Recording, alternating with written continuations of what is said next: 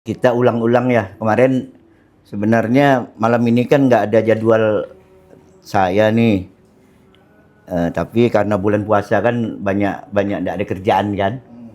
Dari terus katanya kalau buat apapun bulan puasa ini ibadah. Wah, ini ribuan kali ini kan. Tidur pun ibadah. Eh? Tidur. Wah, tidur. Makanya hari ini saya banyak ibadah. banyak tidur gitu. Karena tidur adalah ibadah. Ini apalagi nih? Tasawuf di mata Al-Qur'an. Oke, teman-teman, assalamualaikum warahmatullahi wabarakatuh. Alhamdulillah, sekarang tepat jam 9. Seperti biasa, sebenarnya sebelum bulan puasa kemarin kan kita sudah sudah menyampaikan materi dengan tema pokok tasawuf di mata Al-Qur'an. Nah, kemarin kita stop karena bulan puasa. Nah, tapi mumpung ada Ustadz Syarif di sini yang bisa masang-masangin. Kalau saya biasanya kalau yang biasa nonton itu kan, kalau gua kan enggak nih, langsung gua pencet aja. Kadang tadi nggak bisa matiin sendiri, Rip. Aduh. Nah, sekarang ada Ustadz Syarif. Beliau ini memang beliau ini ustadz dan ulama langka. Sebab apa? Selama aku ketemu dengan ustadz kelas nasional, kalau kelas internasional sebatas Asia Tenggara gitu kan, itu nggak pernah aku ketemu ustadz yang lihai komputer, terus lihai. Nah, ini Ustadz Syarif ini beruntung nih teman-teman, dapat guru yang namanya Ustadz Syarif ini gitu. Nah, karena beliau bisa semua. Kalau aku kan nggak bisa. Baru bisa. Terus matiin. Nah, pernah juga kemarin Ustadz Beni bilang kalau dulu kan aku suka alat komunikasi juga, tapi aliran orang tua. Nah, jadi ketika waktu itu ada Ustadz Beni lihat tulisan ketikan aku, dia bilang ini sih aplikasi zaman Nabi Adam nih guru katanya. Jadi, nah oke teman-teman, nah assalamualaikum warahmatullahi wabarakatuh. Nah jadi bila walaupun dalam bulan puasa ya tetap Ustadz ya, malam Minggu dan malam Jumat tetap malam Minggu kita bahas tasawuf, dan malam Jumat kita bahas tentang, kalau istilah saya itu itu apa kemarin itu ya, yang malam tadabbur. Nah, kita belajar tadabbur, bagaimana merapikan arti dan makna Al-Qur'an sesuai dengan Qur'anan Arabian. Sebab kenapa? Sebab bukan kata saya, kata Tuhan. Dia jadikan bentuk Qur'anan Arabian ini, katanya kan supaya otak lu bisa main, la'allakum taqilun, supaya otaknya bisa jalan gitu. Nah, oke, malam ini kemarin kita sudah menjelaskan tentang sampai Ibrahim Adam. Nah, kita tahu juga pada masa Ibrahim Adam itu sekitar awal sampai akhir sampai pertengahan abad ke-1 Hijriah, itu ajaran-ajaran seperti tasawuf yang dipahami teman-teman, yang dipahami oleh orang atau dipahami oleh guru-guru kita, itu belum ada nama-nama yang istilahnya. Nah, sampai dengan pada masa Ibrahim Adam ini baru nama-nama yang dirintis oleh Hasan Basri. Nah, oleh sebab itu sampai dengan Ibrahim Adam ini hingga pertengahan abad kedua, konsep-konsep peletakan dasar daripada sufi itu mulai berjalan sedikit demi sedikit. Nah, ini harus dipahami gitu. Artinya apa yang kita pelajari sufi sekarang ini, yang kita anggap ini adalah ilmu yang paling hebat, ini dia berjalan pelan-pelan. Dan anehnya kalau kita lihat itu arahnya berkembangnya semakin ekstrim, tanda kutip ekstrim. Maksud saya ekstrim karena judul seperti ini yang ditulis ini, tasawuf di mata Al-Qur'an. Nah, artinya semakin ekstrim menurut pandangan Al-Qur'an, bukan menurut pandangan saya gitu. Nah, kita tahu kemarin dari awal kan konsep Hasan Basri. Nah, Hasan Basri ini kan konsepnya kan zuhud, khauf, raja, wara. Nah, setelah itu konsep ini berkembang lagi. Setelah ada Rabi'ah Al-Adawiyah, dimasukkan lagi konsep yang namanya mahabbah. Nah, jadi kalau kita lihat mulai ini bisa kita lihat bahwa yang berkembang ini, jadi kalau istilah apa ya? Kalau istilahku tuh membangun kata orang berdasarkan kata orang gitu. Jadi bukan membangun kata orang berdasarkan kata Tuhan gitu. Nah, kan ini udah kita buktikan gitu. Nah, Ibrahim Adam menambah lagi konsep menutup pintu. Jadi semua pintu yang yang berhubungan dengan kata nikmat itu ditutup. Nah, oleh sebab itu Ibrahim Adam kemarin juga kita udah bahas kan, dia menutup pintu-pintu nikmat. Jadi pertama kita harus menutup pintu nikmat menjadi pintu sengsara. Nah, inilah yang dipakai ada segolongan orang sufi yang katanya kurang makan, kurang tidur. Nah, terus menutup pintu kemuliaan dan hina. Nah, jadi kalau kita mau jadi sufi, kata Ibrahim Adam, kita mau nggak kita menghinakan diri kita di depan orang? Nah, kalau kita bisa menghinakan diri di depan orang, nah itu baru namanya menutup pintu kemuliaan, membuka pintu hina. Nah, kemarin pernah juga, kemarin kan aku sampaikan tuh sama Ustadz Arif, dulu aku belajar sufi, yang kemarin guru aku bilang, kalau kau mau belajar sufi yang benar nih, berani ndak kau? Nah, waktu itu aku ada jabatan lah. Waktu itu belum jadi kepala ya. Waktu itu kepala apa itu? Jadi di instansi pemerintah. Jadi, nah sekarang anak kan kerja jadi pejabat nih katanya.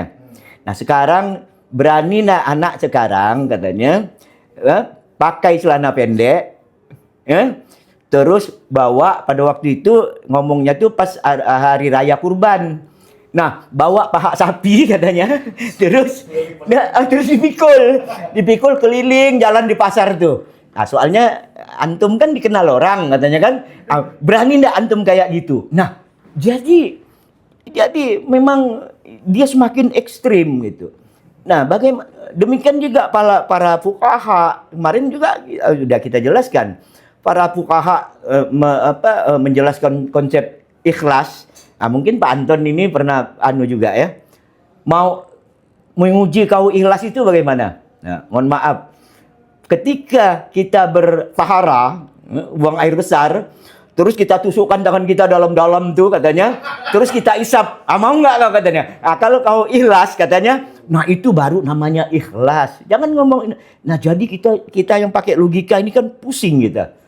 Ya kan? Nah, begitu juga Ibrahim Adam. Nah, dia katakan tutuplah pintu santai. Jadi bukalah pintu mujahadah. Nah, dari sinilah mulai masuk konsep. Sejak Ibrahim Adam masuk konsep satu lagi di dalam tasawuf namanya mujahadah. Nah, jadi konsep tasawuf mujahadah ini bagaimana kita kalau istilahnya dalam literatur itu mujahadatun naf katanya. Nah, jadi naf itu yang dibuat mujahadah dengan bersungguh-sungguh menutup pintu-pintu nikmat itu. Nah, begitu juga menutup pintu tidur dan harus membuka pintu terjaga. Jadi artinya orang sufi itu harus kurang tidur katanya. Nah, ini kan pusing nih. Sedangkan kita baca sejarah Nabi tidur aja, sahabatnya Umar datang tuh, ya Allah katanya kan, Nabi kasihan kau tidur katanya. Kenapa? Kok sampai berbekas katanya kan, bekam tuh sampai di sini. Itu kan artinya Nabi tidur nyenyak gitu kan. Nah, ada satu lagi ajaran yang kalau di mata Al-Quran itu ya tetap salah gitu. Apa? Orang menikah itu menghalangi kita mendekati kepada Tuhan katanya. Nah, ini kan kacau nih. Nabi bilang nikah itu sunnahnya gitu. Nah, kok dia bilang pintu nikah itu sebab nikah itu bertentangan dengan konsep-konsep zuhud. Nah, dia kan meneruskan zuhud nih. Nah, konsep zuhud. Nah untuk itu juga dia harus mengadakan uzlah. Uzlah artinya mengasingkan diri jauh dari masyarakat. Lah ini kan berarti nggak manusiawi. Lah kita kan bagaimana hubungan kita dengan... Nah inilah yang sering saya katakan bahwa kayaknya, mohon maaf, semakin kita pengen mendekatkan diri kita kepada Tuhan, semakin nggak manusiawi. Itu sering saya katakan. Loh, kok bisa? Contohnya gini aja. Misalnya teman kita, kan sekarang pegawai itu kan pensiunnya 58 sampai 60 gitu kan. 58 60. Apa katanya? Nanti aku udah pensiun nih katanya. Aku nggak mau lagi lah sibuk-sibuk. Aku jabatan aku jadi Pak RT mau aku lepas, mau jadi bendaharawan kampung pun aku nggak mau lah. Aku mau ibadah aja di masjid katanya kan. Nah, aku nggak mau tahu urusan, aku mau masjid aja. Bangun sembahyang sholat malam. Ya kan? Nah, artinya katanya mendekatkan diri kepada Allah. Nah, ini kan artinya tidak manusiawi. Kenapa? Jabatan-jabatan yang berkenaan dengan umat dia tinggal. Nah, padahal Rasulullah umur itu, coba baca sejarah. Itu setengah mati Rasulullah, bawa pedang, bawa apa kemana-mana sini. Nah, ini coba lah. Jadi uzlah ini dia kesepian. Dari uzlah inilah berkembang istilah-istilah tirakat biasa di dalam kita kan mendekatkan diri kepada Allah. Jadi sejak sampai sejak sampai Ibrahim Adam ini dunia sufi sudah memiliki konsep-konsep ini. Belum ada konsep ma'rifat, belum ada konsep segala macam itu, belum ada ittihad, hulul, itu nggak ada. Nah, sampai pada Ibrahim Adam ini sekitar pertengahan abad kedua itu baru ada konsep-konsep yang sudah mulai dirintis oleh Hasan Basri. Konsepnya itu zuhud, khauf, raja, wara. Nah, terus ditambah lagi dengan Rabi'ah konsep mahabbah. Nah, terus ditambah lagi lah dengan Ibrahim Adam. Baru nambah lagi di ajaran-ajarannya tuh. Nah, ada yang namanya mujahadah, ada namanya uzlah, ada namanya kalau kita di Jawa itu tirakat, kalau dalam bahasa mereka itu bahasa sufi itu namanya halwat, berhalwat. Nah, berhalwat. Nah, itu nah, inilah yang dilakukan oleh Ibrahim Adam. Nah, kemarin juga kita juga sudah membahas bahwa Ibrahim Adam ini ketika dia mengasingkan diri selama 9 tahun, terus dia berangkat ke Mekah. Nah, lama di Mekah. Nah, pada waktu di Mekah itulah Ibrahim Adam ini kenal sama dan belajar sama yang namanya Sufyan Ats-Tsauri. Nah, makanya kita kenal namanya Sufyan Ats-Tsauri. Dia orang Kufah, itu sebenarnya orang Kufah. Nah, sebenarnya Sufyan Ats-Tsauri ini dia nggak sekampung juga sih sama Rabi'ah segala, tapi dia masih dalam satu kurun waktu. Nah siapa Sufyan Ats-Tsauri ini? Nah, Sufyan Ats-Tsauri ini, beliau ini kan dia seorang ahli hadis. Dia seorang ahli Al-Qur'an. Nah, ayahnya juga itu Said bin Masruq itu seorang ahli hadis di kota Kufah. Nah, itu kalau kita baca literatur selalu disebut juga orang tua beliau ini karena dia seorang ulama, artinya dia seorang ulama fikih. Dia seorang ulama fikih. Nah, oleh sebab itu kalau kita lihat ajaran Sufyan Ats-Tsauri ini tidak ada mengembangkan hal-hal yang berarti di dunia sufi. Nah, ini nggak ada.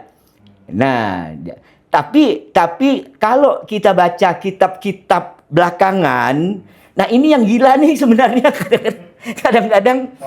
Nah, followernya nih. Ya, jadi gurunya cerita A, ini followernya bisa cerita sampai Z ini, nambah-nambah gitu. CNN, cerita nambah-nambah gitu. Nah, padahal Hasan As-Sauri ini karena dia seorang ulama fikih, dia benar gitu. Artinya memang dia mengatakan dia tidak menyebut diri dia sufi, tapi pengikut-pengikutnya menggolongkan dia sebagai sufi, padahal sebagaimana yang kita bicarakan ini belum ada nama sufi, ini belum ada sama sekali sampai masa ini nih, masih Sufyan As-Sauri ini belum ada. Nah, tapi ajaran-ajaran Hasan As-Sauri ini kemudian di kitab-kitab berkembang, dia ini disebut seorang sufi gitu. Nah, ini yang kita kadang bingung. Ada kitab buku namanya An-Nawadir. Itu oleh oleh Ahmad Syihabuddin Al-Qalyubi. Itu kalau kita lihat dia menerangkan di situ katanya, Hasan Basri itu katanya pernah dia mimpi ketemu Nabi. Ya kan? Nah, dia mimpi ketemu Nabi, terus tiba-tiba mukanya bersinar. Nah, ini kan kacau nih. Hasan As-Sauri nggak ada ngomong, tapi followernya ini macam-macam ceritanya gitu. Demikian juga Rabi'ah. Kayak Rabi'ah tuh. Rabi'ah ini orang yang pengen mengasingkan diri karena hidupnya, pengalaman hidupnya. Tapi followernya cerita tuh. Nah, ada cerita, ada kitab yang ditulis oleh teman semasanya, tapi temannya itu guru, tapi yang menulis ini bukan temannya, murid dari temannya ini. Dia nulis. Nah, namanya Rabi'ah itu pernah guru saya katanya. Ini semua kata orang ini. Nah, guru saya ke sana, kemudian nggak ada minyak, habis. Jadi lampu semuanya mati. Jadi kata Rabi'ah, udahlah nggak apa-apa, kita baca kitab sama-sama aja. Terus Rabi'ah ngangkat 5 jarinya keluar api. Dia makan baca. Nah, ini sampai hari ini diceritakan oleh murid-murid baik dalam tarekat. Nah, ini kita belum bahas tarekat ini. Sebab apa? Sebab di sini belum muncul ilmu tarekat nih. Ini baru perkembangan. Nah, perkembangan. Jadi kalau kita lihat ajaran-ajaran As-Sauri itu dia wajar. Misalnya dia katakan kita hidup itu janganlah tertipu oleh kesenangan dunia yang sementara. Ini jelas Al-Quran aja jelas kan, akhirat itu adalah yang kekal, sedangkan dunia ini nggak kekal. Jadi wajar, kalau As-Sauri ini wajar. Nah, kehidupan harus dijalankan dengan kesadaran kita di akhirat, katanya. Kalau kita lihat baca literaturnya itu kan. Nah, ini kan jelas nih. Artinya, kalaupun ini mau dianggap itu adalah ajaran tasawuf daripada Sufyan As-Sauri, berarti nggak apa-apa di mata Al-Quran. Benar, karena itu sesuai dengan Al-Quran. Tapi kalau yang tadi dia bilang nikah itu menghambat kita dekat dengan Allah, ini kan kacau. Nabi aja katanya istrinya 9. Kok bisa jadi nabi? Jadi kacau gitu. Terus mampu hidup mandiri. Nah, ini kan semua ajaran Al-Quran, karena dia fikih. Dia kan ahli fikih, ya kan? Mandiri tanpa bergantung pada penguasa, katanya. Tanpa bergantung pada pada segala macam. Sebab beliau sendiri pedagang. Nah, makanya aku salut sama Habib Adni nih. Oh ya, kebetulan ada teman kita sini, nih Habib Adni. Dia berdagang. Habib Adni ini berdagang dia, walaupun dia ngajar ya ini, tapi beliau ini berdagang. Cuma berdagangnya saya nggak setuju. Biasanya habaib itu kan dagangnya minyak wangi kan. Nah, beliau ini dagangannya enggak gitu kan, aksesoris. Nah, jadi harus berdagang. Nah, terus menolak pemberian harta oleh penguasa. Nah, Habib Adni juga. Ini nih teman saya nih. Nah, saya kan buka pengajian tuh. Buka pengajian hebat. Kalau ada pemerintah mau ngasih nggak mau dia Pak Anton nggak mau Habib Adni. Kemarin waktu pengajian aku dikasih hadiah nggak mau dia nerima aku yang disuruh maju gitu. Nah, jadi tapi artinya mau juga aku suruh maju kan? Syubhat itu. Nah, jadi terus harus mengkritik kebijakan penguasa yang di mana kebijakan itu tidak berpihak kepada umat. Nah, ini ajaran As-Sauri. Ini yang benar kalau kita ajaran-ajarannya. Nah, kalau pengalaman politik, nah As-Sauri ini ikut juga pada waktu perang Siffin antara Khalifah Ali bin Abi Thalib sama Muawiyah. Nah, mereka As-Sauri ikut, dia memihak Ali. Tapi setelah terjadi perang segala macam, dia udah atur loh negara nih katanya. Nah, gua nggak mau campur katanya. Nah, ini yang yang hebatnya pemikiran As-Sauri. Dia tidak memihak satu golongan yang berperang itu. Nah, pengalaman spiritual, nah ini yang kacau. Dia Kak Benar cerita, nah terus di kitab-kitab itu murid-murid dari muridnya bercerita. Oh, As-Sauri itu ada yang katanya pengalamannya tuh pernah katanya menurut gurunya. Nah, kan menurut gurunya katanya ketemu dengan ini ada di kitab yang dikarang oleh Ahmad Syahabuddin ini Al-Qayyubi itu. Dia katakan bahwa ketika dia sedang saat beliau menunggu sedang tidur, sedang menunggu kuburan sahabatnya, kan ada kebiasaan orang dulu kalau sahabat meninggal kita katanya bacakan Al-Quran atau bacakan di kuburan. Itu orang-orang NU itu biasa, tapi kalau orang-orang Muhammadiyah nggak mau itu. Kalau Muhammad kita masih mau, Muhammadiyah yang nggak mau. Jadi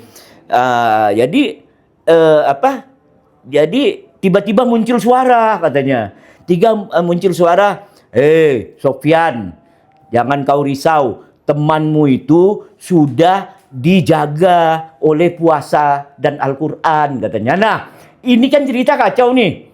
Masa temannya dikubur, yang menjaga temannya adalah puasa dan Al-Quran. Nah, ini gimana menjelaskannya baik secara teologis maupun secara filosofis. Ini susah. Nah, itu ada di buku An-Nawadir itu. Nah, ini yang menyebabkan ajaran-ajaran sufi ini berkembang yang saya katakan tadi semakin ekstrim. Nah, belum lagi ditulis tuh di kitab itu tuh kisah sumur Zam-Zam.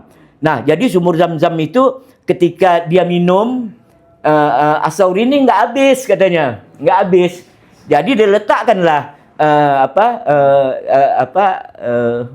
cawannya itu di situ. Nah, ada orang ngelihat itu, diambilnya bekas As-Sauri. Sekali diminumnya, loh kok manis, kok jadi susu katanya. Nah, jadi banyak cerita-cerita yang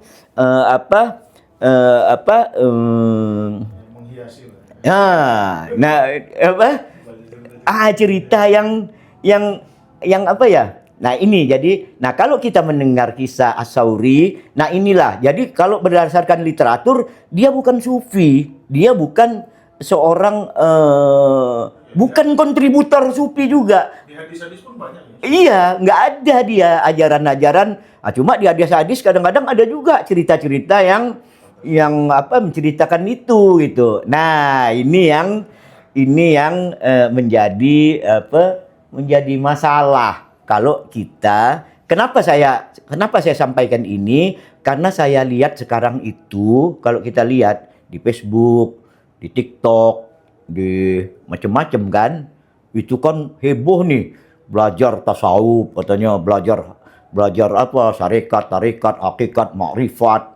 Nah, banyak, nggak perlulah kita sebut namanya satu-satu, tapi banyak. Nah, kalau kita verifikasi dengan tasawuf yang diajarkan di mata Al-Quran, ini kan kacau. Jadi makanya saya selalu katakan bahwa di dunia ini hanya dua. Pokoknya selalu ingatlah, hanya ada dua perkataan di dunia ini. Itu mau ditanya sampai masyrik wal maghrib, sampai barat sampai ke timur kan, sampai kenapa Al-Qur'an nggak ada nyebut utara selatan ya, Rip ya? Padahal yang jelas itu utara selatan. Oh, iya kan. Nanti coba itu urusan Ustadz Syarif lah. Ini ada pertanyaan nih Ustadz Syarif, kenapa Al-Qur'an tidak menyebutkan utara selatan, tapi selalu timur dan barat gitu. Padahal utara dan selatan nggak ada orang. Itu pertama. Terus bumi kayaknya muternya gini ya. Kan bukan nungging gini kan. Nah, jadi itu. Nah, itulah As-Sauri. Jadi jangan menganggap As-Sauri itu seorang kontributor sufi. Jadi sampai dengan As-Sauri itu tidak ada istilah sufi. Berarti kapan istilah sufi muncul? Nah, kita lihat lagi perkembangannya. Ini semuanya di Baghdad nih. Ini memang gila ini Baghdad ini. Oh, makanya apa? 1001 malam. Oh, teko aja bisa keluar jin gitu kan. Jadi ini di Baghdad ini ya kan. Nah, ada terus nama seorang. Nah, di sini kita lihat, ini baru muncul istilah sufi. Istilah sufi. Itu pun menurut Abu Hasyim. Nah, Abu Hasyim ini dinamakan Abu Hasyim As-Sufi. Nah, karena apa? Karena beberapa literatur menganggap beliaulah yang pertama membawa istilah sufi, nama sufi yang diajarkan sehingga sampai kita lah hari ini. Nah, jadi siapa Abu Hasyim As-Sufi ini? Nah, kalau sejarah namanya sufi kan, sejarahnya pun gitu. Nggak tahu dia ini dari mana gitu. Kalau kita lihat literatur, dia nggak tahu, tiba-tiba muncul aja gitu. Dia muncul aja, dia misterius, tiba-tiba dia muncul di madrasah di Baghdad. Terus dia ditetapkanlah kota madrasah itu sebagai kota kebudayaan oleh Abu Mansur, Al-Mansur waktu itu. Nah tentang beliau ini nggak ada, beliau nggak ada meninggalkan tulisan, beliau nggak ada kayak Plato lah. Plato tuh nggak ada ninggalkan kita tahu Plato tuh dari Aristoteles. Nah, sama dengan Abu Hasyim As-Sufi ini. Jadi semua kita kenal dengan dia karena ada kitab di dalam yang ditulis oleh As-Sauri. Nah, jadi As-Sauri meninggalkan catatan-catatan yang menceritakan tentang ada sosok yang namanya Abu Hasyim As-Sufi. Nah, beliau ini dianggap yang memiliki, seperti yang tadi saya katakan, memiliki gelar sufi, tapi itu berdasarkan menurut pengakuan As-Sauri, bukan kata si Abu Hasyim As-Sufi. Nah, makanya di tulisan As-Sauri itu, As-Sauri mengatakan, aku sama sekali tadi tidak mengetahui dari ada kata yang namanya kata sufi itu, aku nggak tahu katanya. Nah, aku baru tahu ketika aku melihat Abu Hasyim As-Sufi. Nah, dari mana? Nah, diceritakannya lah. Nah, ini yang menceritakan ini As-Sauri. Nah, As-Sauri yang menceritakan ini. Nah, kata sufi ini muncul dari tulisan-tulisan literatur itu, dari rekaman-rekaman itu berdasarkan ada dialog antara Sultan Ramallah.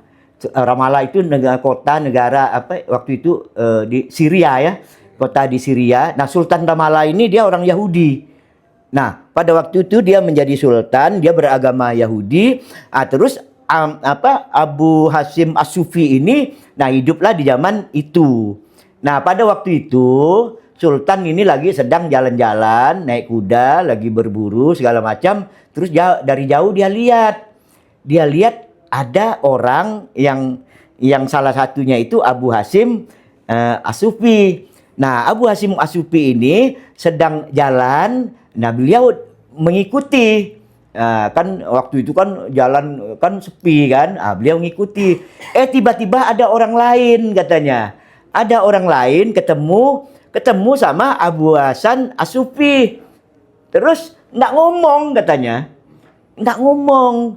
tiba-tiba raja itu ngelihat orang itu saling peluk-pelukan, saling ketawa, saling apa, terus duduk di bawah pohon, buka makanan sama-sama, ketawa-ketawa, ceria dia kan, ceria. Nah setelah itu berpisah dia, peluk-pelukan dia berdua berpisah. Nah tinggallah si Hasan As-Sufi di situ. Nah dia,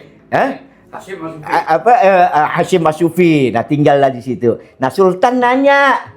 Nah, Sultan nanya, nah, ini yang ditanya nih, tadi itu temanmu ya katanya, ya kan?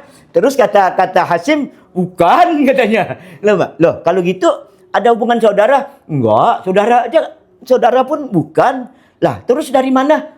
Lah, aku pun nggak tahu tuh Sultan katanya dari aku dari mana? Loh, tapi kau tadi kok akrab, kok saling kayak orang saling mencintai, kok kalau kamu kok bisa makan-makan. Nah, terus jawab Abu Hashim As-Sufi, ini di buku, di literatur ini yang diceritakan oleh As-Sauri. Nah, terus katanya, nah inilah hidup jalan kami, Sultan. Kami itu para sufi, kami mengetahui tanda-tanda kami. Nah, sehingga kami kalau ketemu kebiasaan kami itu saling bertemu, makan, berbagi sesamanya.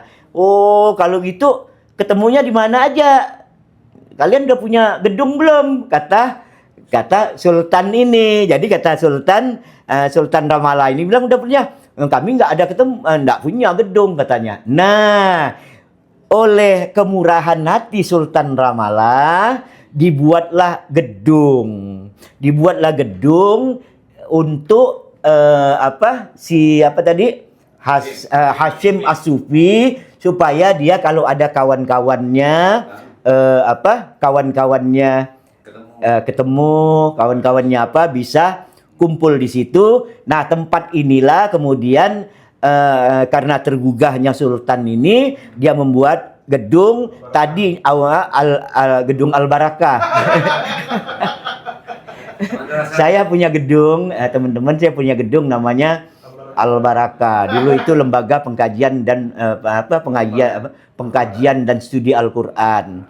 Nah, sejak ada saya ketemu dengan Ustadz Syarif, terus kami membuatlah tadinya mau tetap Al-Barakah, tapi kemudian kayaknya dari sisi Al-Qur'an ketemu dengan Ustadz Syarif, kami buatlah sekarang yang namanya Tadabbur Institute. Nah, hidup Tadabbur Institute, Pak Ustadz Syarif. Oh, Ustadz Syarif ini terkenal dia nih. Oh. Ya, Masya Allah ya. Nah, jadi namanya bukan Al-Barakah, itu namanya apa? Tahu nggak? Nama gedung yang pertama dibuat untuk sufi. Khanaqah. Ya. Iya, Khanaqah. Dari Hashim. Ya, jadi kalau kita melihat, nah itu diambil gelar lah. Jadi kalau buat gedung untuk sufi, Khanaqah katanya kan. Padahal itu gedung tadinya untuk ketemuan tuh aula aja. Lama-lama dia dijadikan tempat tempat suci bagi kaum sufi. Nah, itu berkembang. Nah, jadi kawan-kawan, sampai di sini kita tahu berarti sufi yang kita pelajari, tasawuf yang kita pelajari mulai dikenal, mulai muncul ya sejak zamannya As-Sauri. As-Sauri menceritakan ya kan Hashim As-Sufi. Nah, kata itu keluar dari mulut Hashim As-Sufi. Nah, kalau kita lihat Hashim As-Sufi ini pun tak jelas juga katanya kan dari mana. Tapi itulah dia mengembangkan. Tapi Hashim As-Sufi ini hanya tanda kutip ya, penggembira aja. Jadi dia tidak menolorkan pemikiran-pemikiran yang sekarang dipakai orang sebagai ilmu-ilmu di dalam ajaran-ajaran sufi. Jadi sampai Hashim As-Sufi sampai As-Sauri ini baru ada itu tadi. Ajaran Hasan Basri, ajaran Rabi'ah, ajaran Ibrahim Adam. Nah, baru itu. Nah, sedangkan As-Sauri tidak memberikan suatu yang semuanya tidak bertentangan dengan apa yang disampaikan di mata Al-Qur'an. Nah, itu baru sampai. Nah, terus kapan istilah-istilah istilah-istilah kalau ini aku supaya jangan salah aku mau lihat catatannya. Nanti kalau salah kan bahaya. Nah, jadi istilah-istilah tambahan itu kapan? Nah, itu baru muncul istilah itu zaman Ma'ruf Al-Karhi. Jadi ada seorang ahli sufi itu di dalam ahli sufi Ma'ruf Al-Karhi. Dialah yang pertama mengembangkan ilmu yang namanya ma'rifat.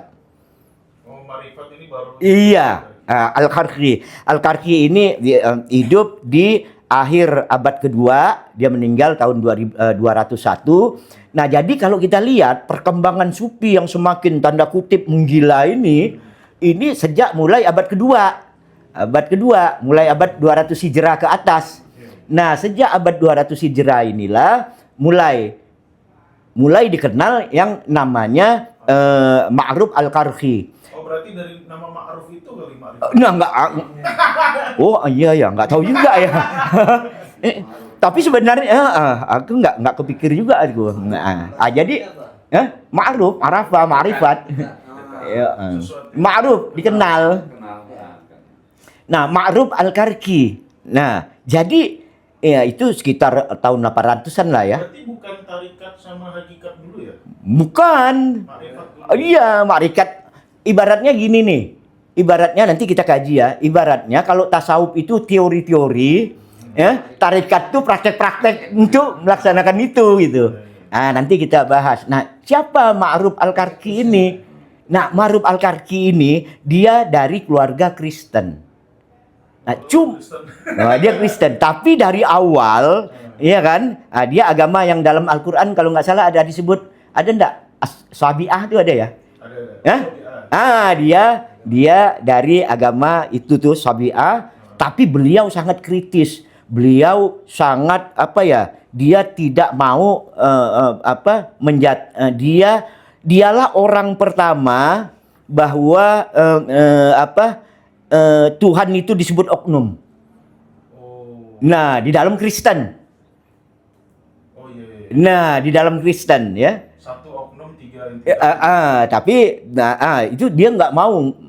Nggak mau. Tuhan itu pun bukan oknum katanya. Tuhan Bapa itu pun itu bukan oknum. Nah, kita justru orang Islam banyak menganggap oknum gitu. Nah, dia yang mau diusir dari kampung itu, beliau diusir, terus akhirnya hidup balik lagi. Oh, dia dari kampung Kristen. Dari kampung. Iya, ke kota. Kotanya balik ke kota mana nih? Baghdad. Makanya ke sufi lagi dia kan. Balik lagi dia ke Baghdad. Nah, di Baghdad inilah beliau masuk Islam. Nah, terus bapaknya bilang setelah diusir, nanti kalau anak aku entah ngikut meluk agama apapun katanya, kalau anak aku balik nanti aku ikutlah katanya.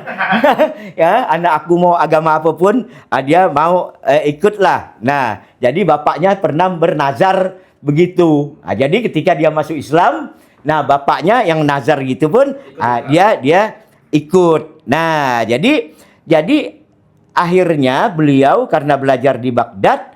Nah, di Baghdad pada waktu itu kalau kita baca literatur itu semuanya itu mabuk sufi sehingga ada cerita tuh kan, ada orang kumpul di masjid Baghdad, dia mau lihat sufi mana yang paling hebat.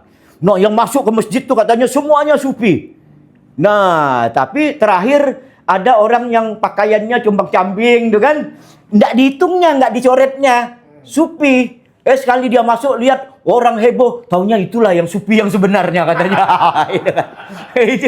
itu. Nah, di Baghdad itu makanya cerita yang aneh-aneh gitu banyak sekali kita. Dari era Abbasiyah berarti.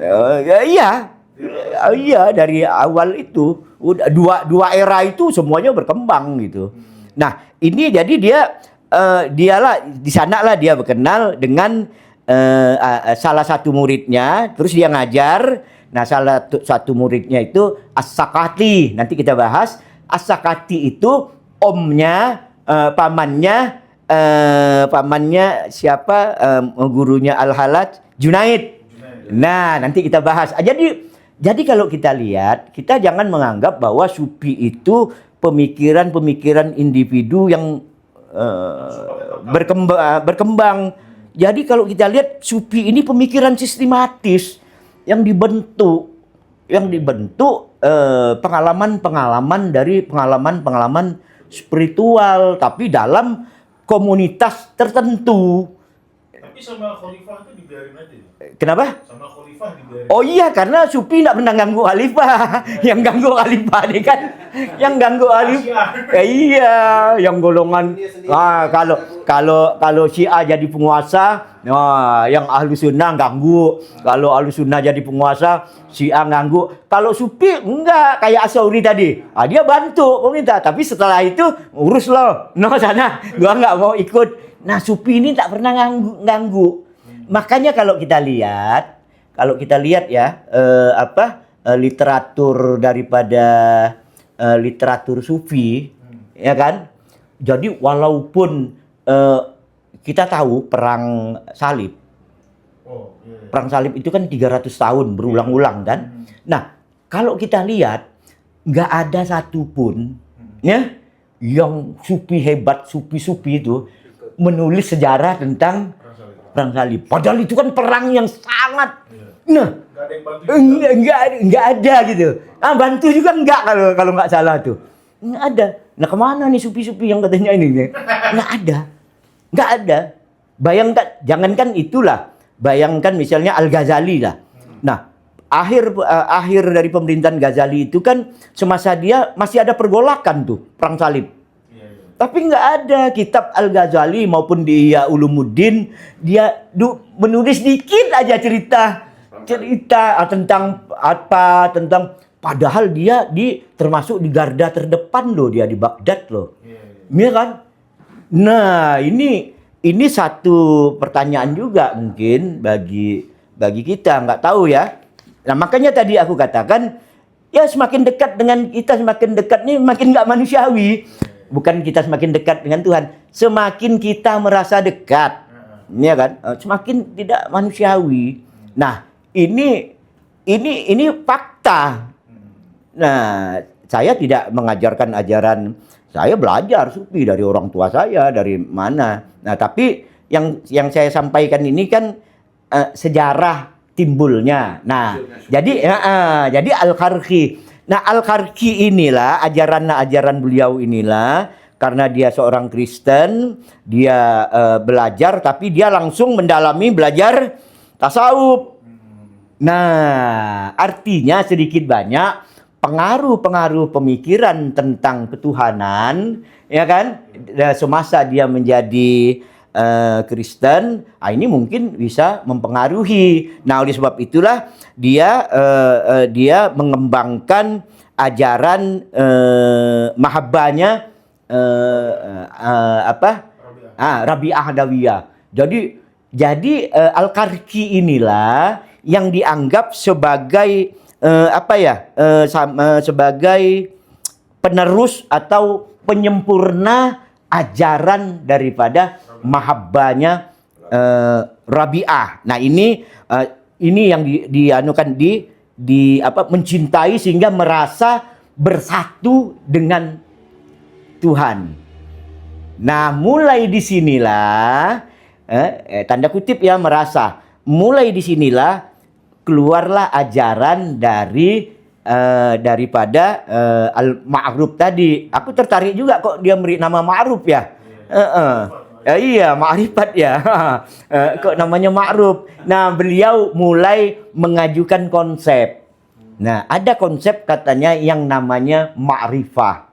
Nah, tapi ingat katanya, jadi ma'rifah itu bukanlah suatu makam. Maksudnya suatu makam, suatu yang diusahakan. Tingkat bukan usaha kita katanya. Tapi itu suatu kondisi yang Allah mengaruniakan kepada kita. Nah, dari sinilah mulai timbul kata ma'rifat. Nah, itu kalau teman-teman, kalau yang yang kita belajar ma'rifat, kalau ditanya dari mana ajaran ma'rifat, pertama dicetuskan oleh Ma'ruf Al-Karkhi. Nah, jadi Ini secara literatur, bukan secara omon-omon ya. Nah, kalau omon-omon sih banyak. Oh, Ali bin Abi Thalib bilang marifat boleh begini-begini. Ajaran Karki itu sama nggak dengan yang dipahami masyarakat sekarang? Ya makanya tadi jadi Al-Karki mengatakan itu makrifat itu bukan yang diusahakan. Oh, berarti nggak bisa diusahakan. Nah, sekarang kita belajar makrifat kan kita usahakan. Iya. Nah, kalau Ustadz Syarif nanya sama nggak, ya nggak sama. Ya, ya nggak sama karena ajaran Al-Karki itu adalah karunia. Kenapa dia akan katakan karunia? Karena dia mendalami ajaran Rabi'ah. Nah, ajaran Rabi'ah siapa? Nah, ajaran Rabi'ah kalau kita lihat dari konsep Kristen itu pelayanan terhadap Tuhan, sehingga Rabi'ah tidak mau kawin dihadap. Nah, ini yang dikembangkan. Nah, dari sinilah muncul istilah atau dia mendefinisikan tentang arti tasawuf. Nah, baru dia mendefinisikan arti tasawuf itu apa? Mengambil segenap hakikat ilahi. Nah, ini dia katakan mengambil segenap hakikat ilahi dan berpaling serta meninggalkan segenap yang ada di tangan makhluk. Aku pun tak tahu gimana menerjemahkannya itu. Itu dalam literatur ya. Nah, itu artinya itulah yang diajarkan oleh dia kan meneruskan sufi-sufi yang kemarin nih. Iya kan? Yang sudah ada. Nah, termasuklah Ibrahim Adam yang banyak nutup pintu itu. Ibrahim Adam bilang, jangan lu minta sama orang, minta sama Tuhan. Rabi'ah juga bilang, jangan mengharapkan manusia. Kita minta. Itu banyak di masyarakat tuh. Oh iya, banyak di masyarakat. Berharap pada manusia. Oh iya, jangan berharap pada manusia. Jangan berterima kasih kepada manusia. Berterima kasihlah kepada Allah. Jadi kalau Habib Abdini sama Ustadz Syarif ngasih aku duit, ya kan? Ngasih aku duit 1 juta, misalnya kan? Nah, aku bilang, Ustadz Syarif, Habib Abdini, ana tidak perlu terima kasih sama ente, sama antum. Ana, itu bukan antum. Ana terima kasih sama Tuhan. Mungkin besok ente nggak kasih ana duit lagi. Kurang ajar katanya. Udah lihat aku yang ngasih dia bilang nggak mau terima kasih. Nah, jadi ini ya. Jadi ini kunci awal makrifah ini di sini ya. Tanpa meninggalkan konsep zuhud daripada zahada tadi.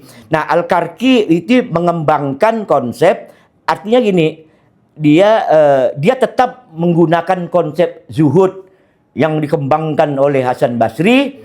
Nah, setelah dia mengajukan konsep yang namanya makrifat itu hasil daripada kecintaan kita terhadap Allah, sehingga makrifat mengenal, kita nggak tahu, ini pengalaman subjektif ya, bagaimana dia mengenal Allah itu bagaimana.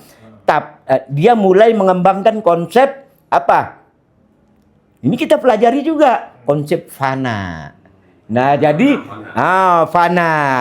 Nah, fana billah. Nah, dari konsep fana itu Geser ke sini. apa? Geser ke sini dikit. Oh, geser ke sini katanya, kata kameramen. Gitu ya. Nah, jadi kita udah tahu ya. Geser sini dikit lagi. Kita banyak aturan loh. Nah, jadi kita tahu. Jadi wahai teman-teman yang belajar makrifat, hakikat, tarekat dan syariat dan belajar sufi, bahwa apa yang kita pelajari ini, bahwa inilah dia. Makrifat itu mulailah dikembangkan, konsepnya diletakkan dasar-dasarnya oleh Al-Karki. Nah, setelah itu dengan memodif lah ya, memodif konsep zuhud. Itu dia mendapat hasil yang namanya fana. Nah, teman-teman juga Dari kata apa lu, fana? apa? Fan. Alaiha fan. Oh, dari fana. Fana. Lebur. Lebur, habis, hilang. Nah, fana. Jadi Kalau bahasa Melayu ada di sini pane. Pane tuh temenong tak peduli sama orang lewat, mertua lewat kayak ndak pane ya dia. Pane. Kalau kayak Ustadz Syarif main HP itu kan, kita lewat dia nggak peduli. Nah, orang sini bilang itu pana itu. Orang pana. Nah, jadi kawan-kawan, ini diketahuilah bahwa ajaran yang namanya makrifat ini diletakkan konsepnya pertama ini oleh Al-Karhi. Nah, kemudian dia memodif ajaran Rabi'ah Al-Adawiyah, Rabi'ah konsep mahabbahnya itu sehingga dengan konsep zuhudnya Hasan Basri sehingga muncul konsep istilah baru lagi satu fana. Nah, setelah fana dengan hasil dari pengalaman dia muncullah istilah lagi yang namanya ittihad. Ini bukan ittihad grup bola loh. Ittihad. Berarti masih si Ma'ruf Karki tadi. Oh, baru dia yang mulai mengembangkan konsep ini. Nah, dia di literatur itu munculnya itu zaman itu. Nah, jadi ini supaya kita tahu gitu, ya kan? Sebab apa? Sebab Tuhan kan bilang jangan mengikuti sesuatu yang kamu nggak tahu kan? Nah, jadi mungkin kalau kawan-kawan yang belajar tasawuf kita nggak bicara salah benar lah. Nah, aku bilang ya biar tahu aja supaya apa? Tuhan bilang wala taqfu ma laisa laka bihi ilmun yattabi'una illa dzan inna dzalla yahni minal haqqi syai'in ya. Jangan kau mengikuti sesuatu yang kau tak tahu.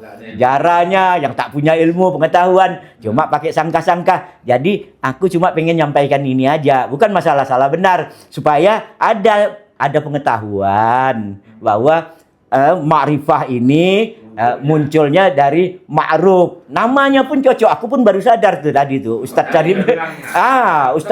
Memang Ustadz Syarif ini pemikirannya hebat gitu. Selama ini kan orang-orang selalu ada narasi gini bro. Tasawuf itu sudah ada sejak zaman Nabi, cuman belum bernama. Oh, itu ada. Oh iya, itu ada tuh. Itu berarti ngarang. Oh, itu ada. Istilah kerennya apa?